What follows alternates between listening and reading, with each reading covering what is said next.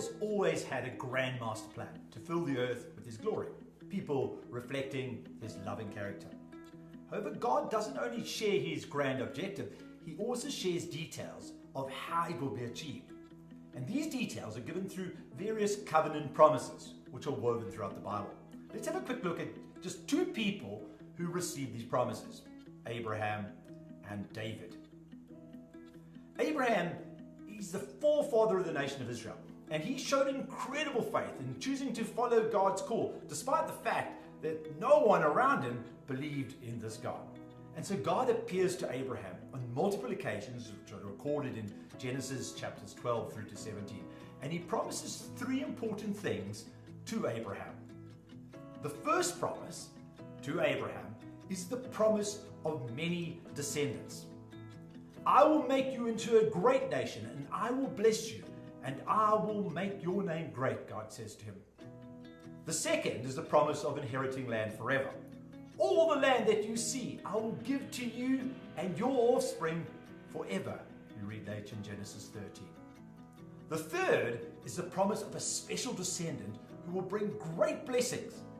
I will surely bless you and make your descendants as numerous as the stars in the sky and as the sand on the seashore. Your descendants will take possession of the cities of their enemies, and through your offspring, all nations on the earth will be blessed, because you have obeyed me. There are important details in these promises. The use of the word forever refers both to Abraham and his descendants. And as Abraham has died, this means this promise has yet to be fulfilled. The use of the word offspring, through all people would be blessed, Paul explains this word in his letter to the Galatians. He says, the promises were spoken to Abraham and his offspring.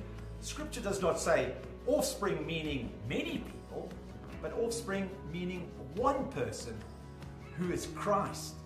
The word offspring used by God is singular. It refers to one person who would bring great blessing.